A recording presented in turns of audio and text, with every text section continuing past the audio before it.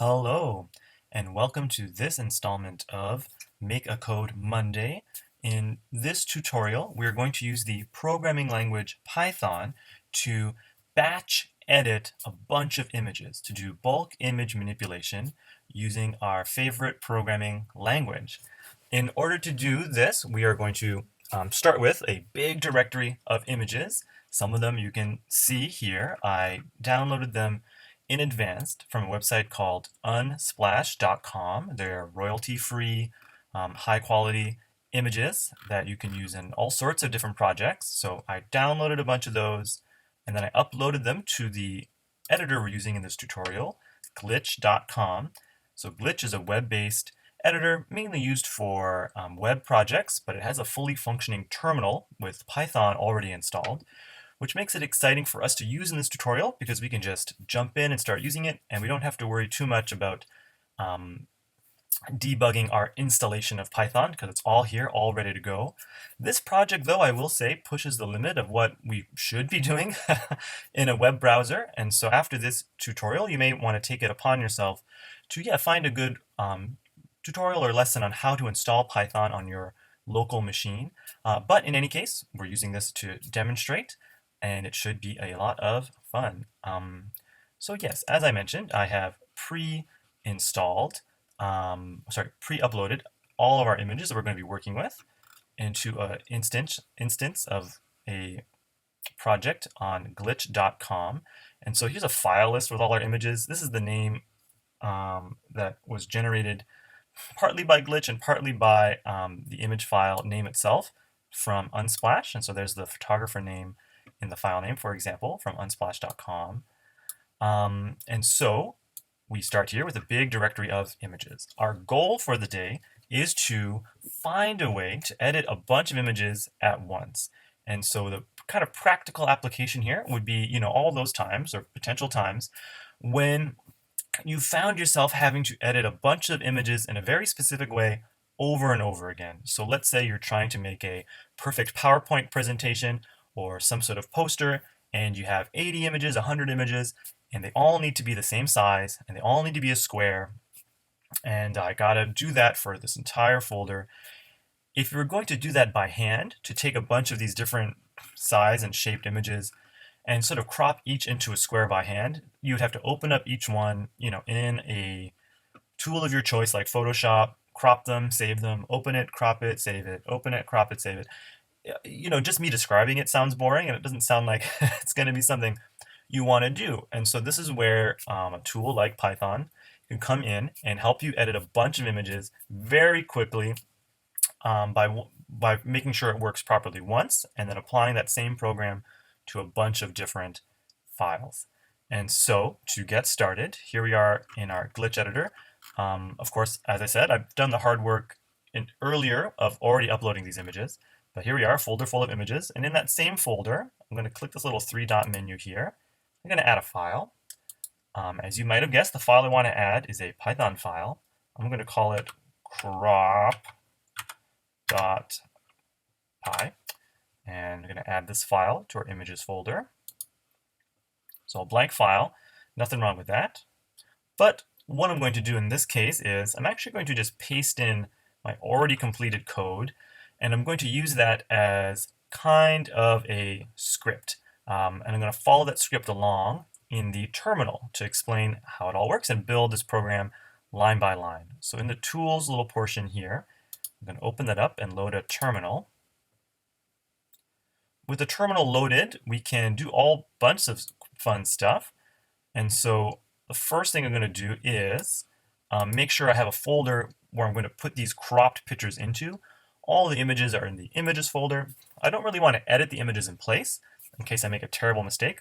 So I'm going to make a new folder, and that's where I will save my finished cropped files to. So when the terminal opens, it's kind of fun in a way.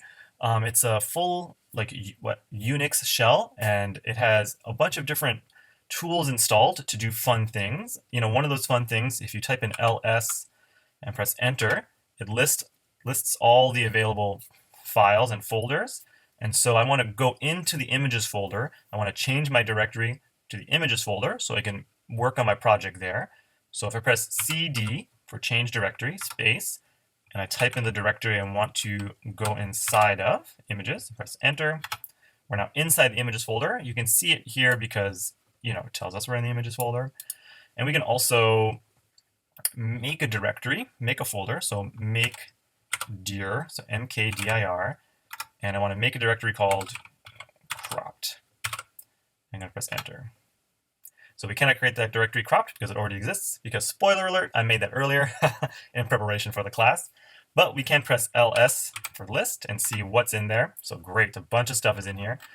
So our cropped folder, our crop.py Python file, which we just made, and all of the images we are interested in, which is very exciting. So we want to start using Python. And first things first, I'm going to tell you we're going to use two modules. One of them is built into Python. It's called pathlib. And one of them is called the Python image library. And that's an external module we're going to have to install. And so to install modules, as we've done in one of our previous classes, we're using the tool pip. So we're going to type in pip3 because we want the newest version of pip. And we're going to install the newest version of the module we're after. Goes under the name pillow. So we're going to pip install pillow and press enter and pray that works. There we go.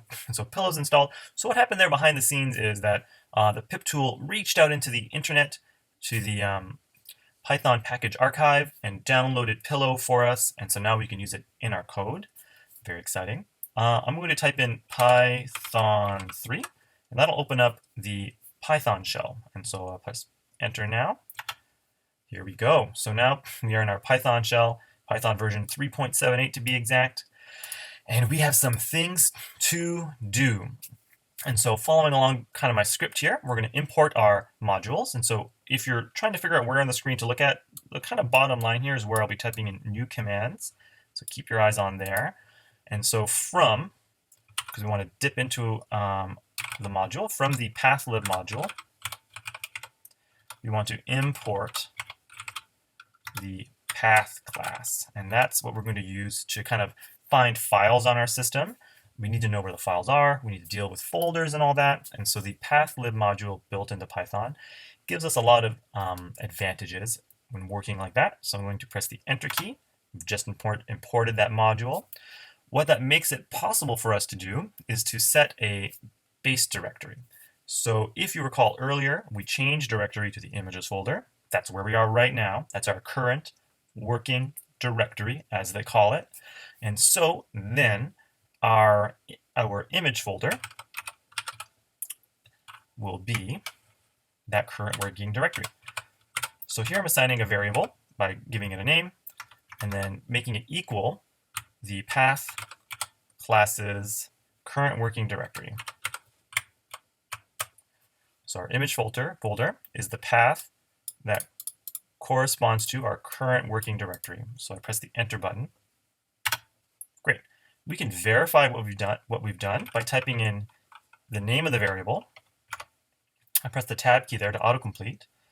And by using the Python's dot notation, now the image folder is a pathlib object. It's a path object, so the objects have different methods available to them by using the dot notation. So I'll press the period button, the little dot button on my keyboard, press tab, and I can see all the tools that are available to me when working with paths. So on this image folder, for example, we can rename it. Not exactly what I want to do. We can see what suffix it has, if it has an extension. And we can, I believe, see its name. And so if we type in image folder dot name and press enter, we see the attribute shows us that the image folder name is images. Great. So we know that works is the more important part. So I want to make a Python variable which holds all those images into one object so we can play with them later. To do that, I'm going to create a name for that variable. Not super original. I'm going to call it images. Could be image files if I wanted, but images is good enough right now. And so the images are going to equal everything in that image folder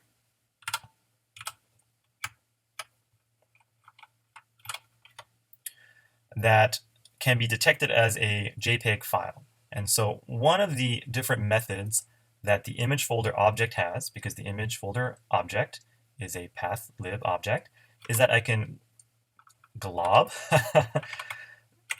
And so that just means we're going to pick up every file that has a particular attribute. So we're going to filter through all our files and glob together the ones that have a similar attribute. And in particular, it's everything that has whatever happens to be in front of the file extension, but after the file extension, it's going to be a .jpeg file. All my images are .jpegs, so I'm going to glob up all those .jpeg images. The asterisk here is a kind of wildcard character.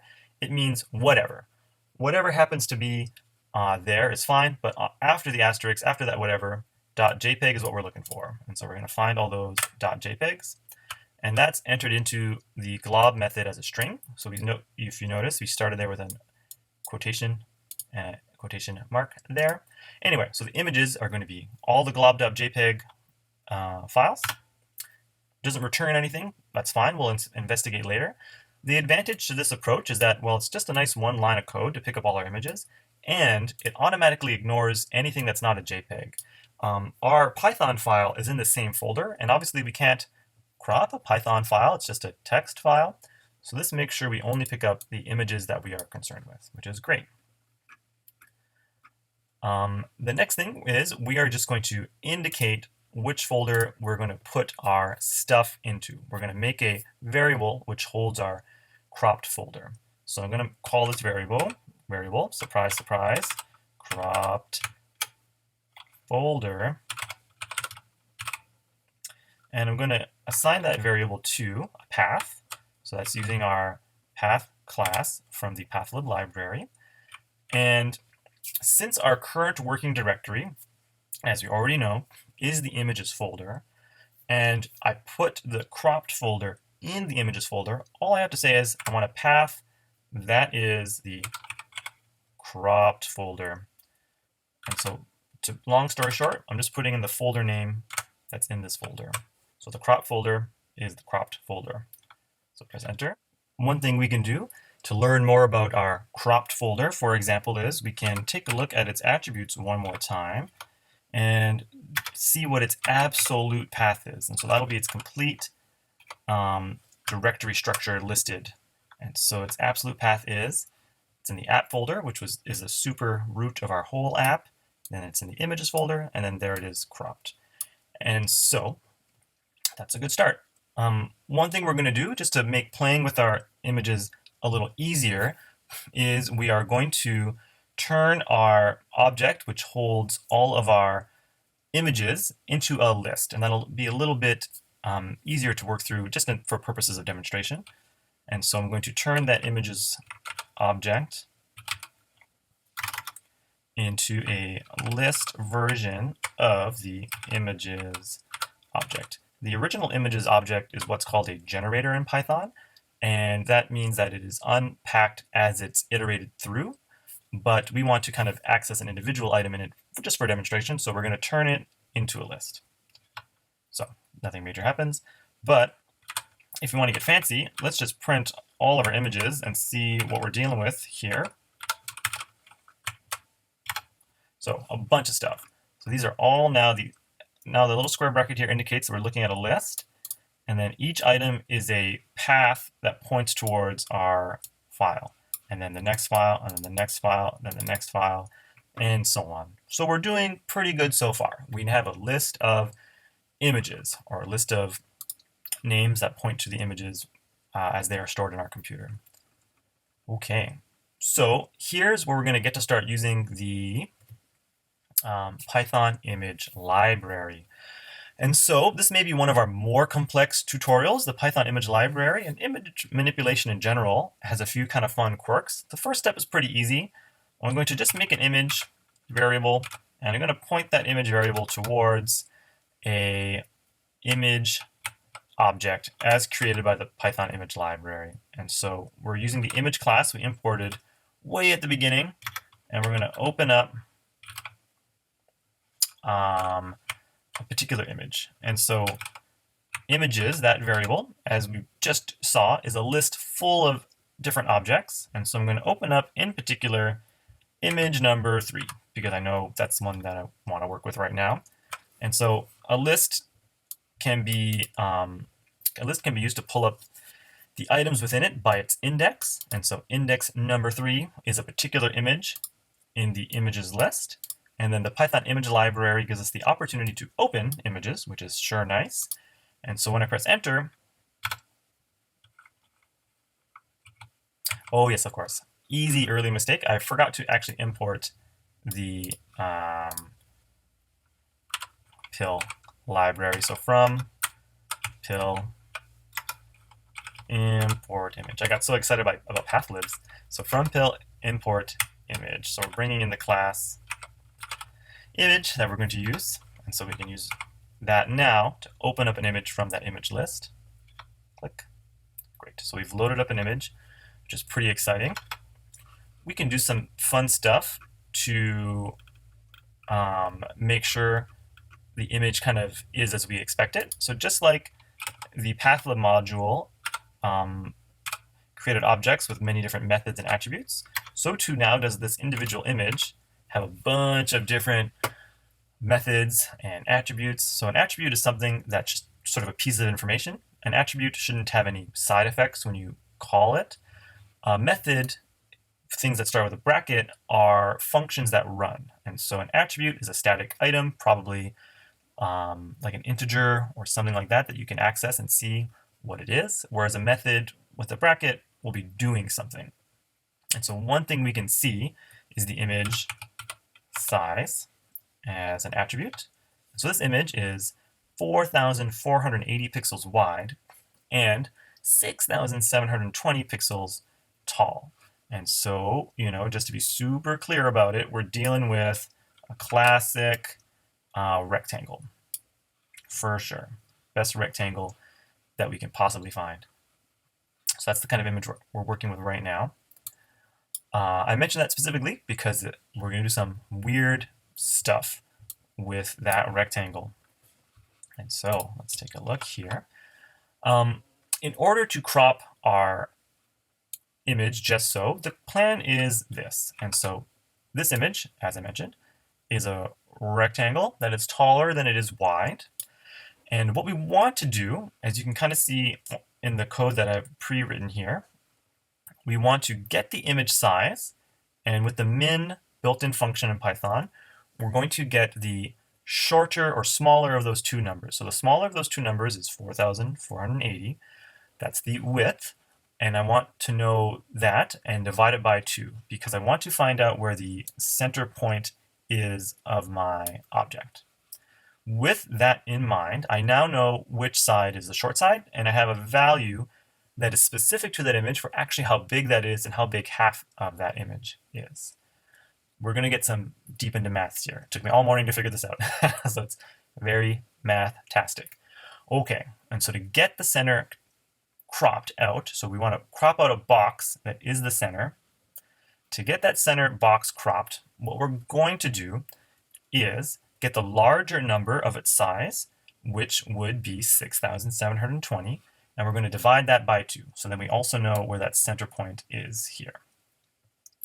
So that's the center point that we are determined by dividing the bigger of the two image dimensions by 2.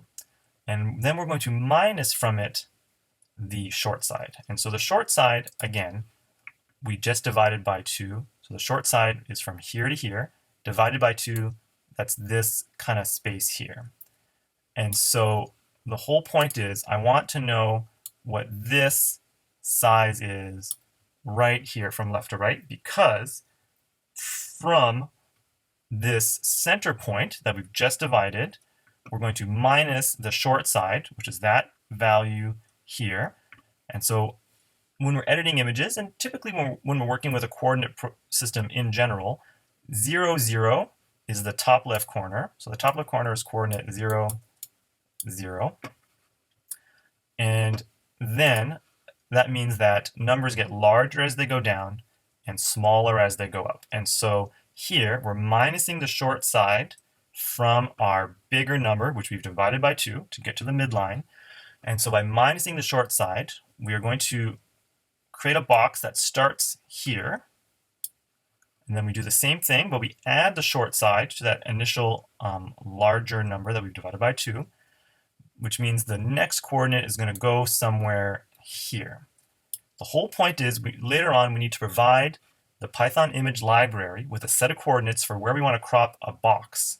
The box we want to crop is a square, and in order to make it all work as planned, we do this kind of division to break it into halves, take the shorter half, and then add and subtract that from the center line from the longer side. And then that'll give us a cropped center kind of square box. That's a lot to take in, for sure.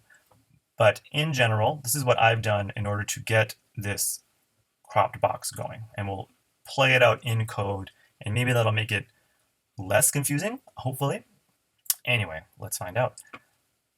So as promised, I have some things I need to do here.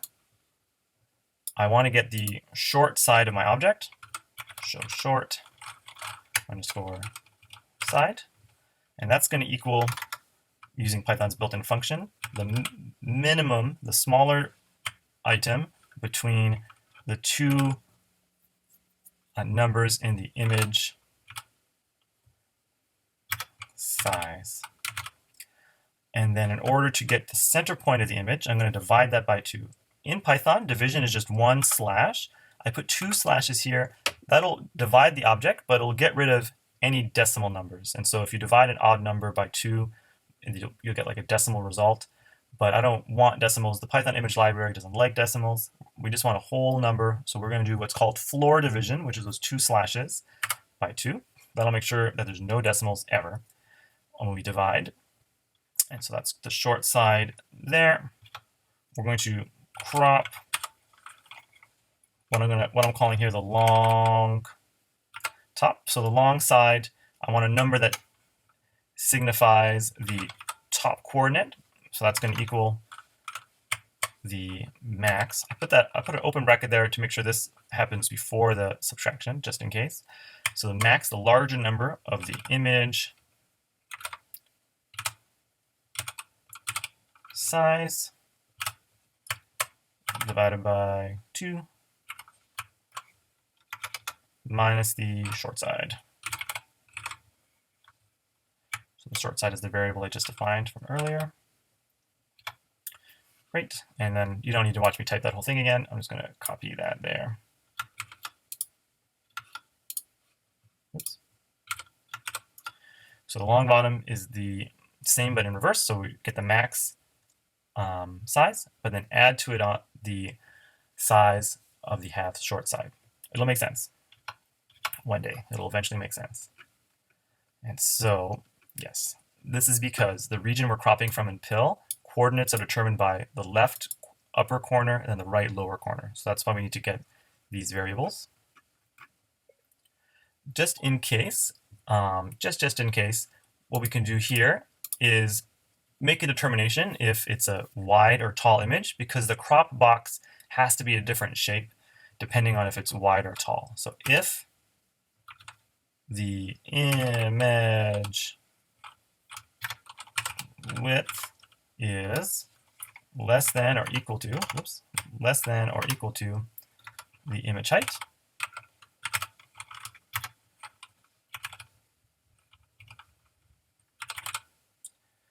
then we are going to do something different than otherwise. So I'm going to tab in here because I just put a colon, and so we had to indent one block. And so the crop box in that case needs to be such that the top left corner, so if the width is smaller than the height, that means that we are going to go tight to the left edge, so that the left side of the box is 0. And then I'm going to crop. So then the upper coordinate is what I've already determined as being the crop long top. And then the bottom right coordinate then will be the total width of the image, because again, the width is a smaller dimension, and I want to go right to the smaller dimension left and right. So the bottom right hand corner of the crop box is going to be image dot width, and then the final coordinate is what I determined as the crop long bottom, which is the halfway point of the image plus the short side, the amount of pixels on the short side. So that's going to be crop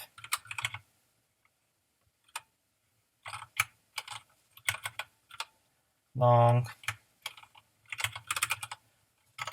bottom. Okay. And so else, if it's the other way around, if it is longer than it is tall, colon. So for that, I'm going to just copy and paste this one here to get us rolling. Oops.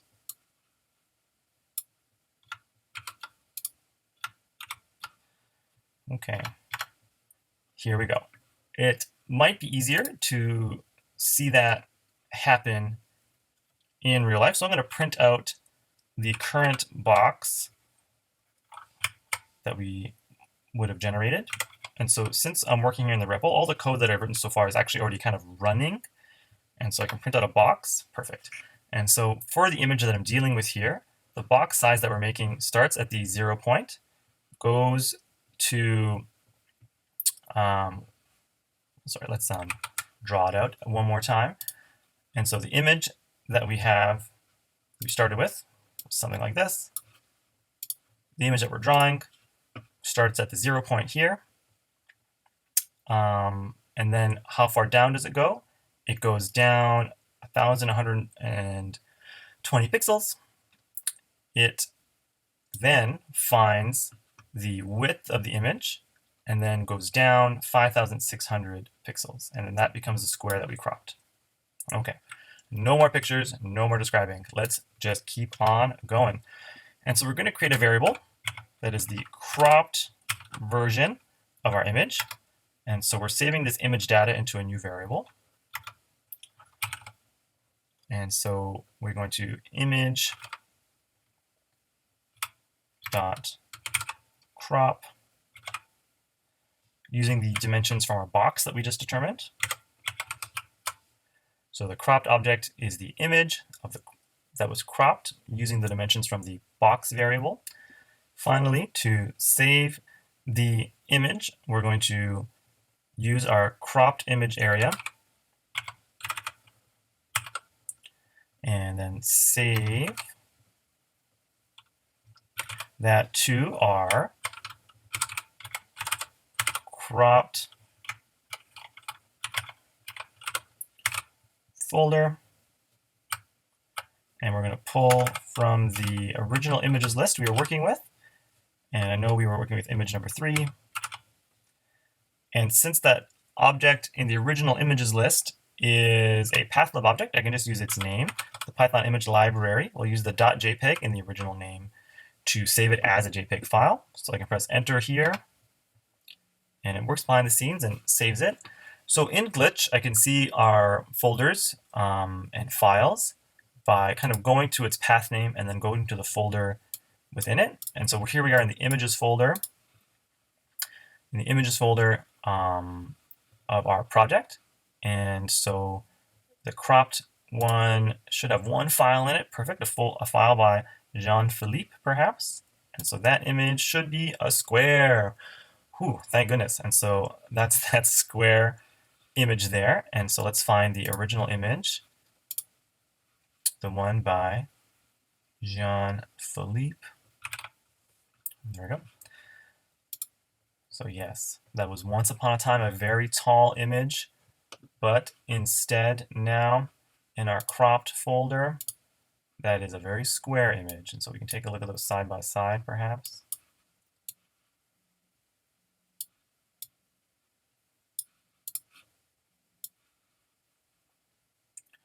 So that's just one image. It seems like a lot of work. Most of it was just kind of figuring out the math behind trying to crop an image into a perfect square. But we did it, thank goodness.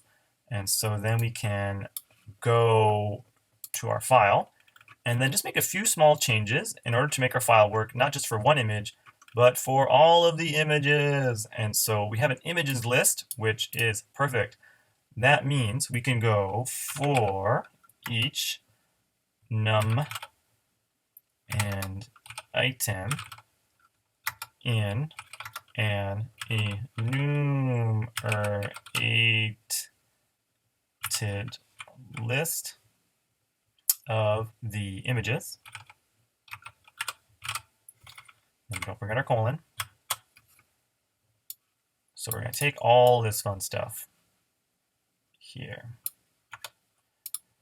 And we're going to go through each item in the images list. The enumerate built-in function in Python gives us both the item, as a normal for loop does, but also a number that corresponds directly to it.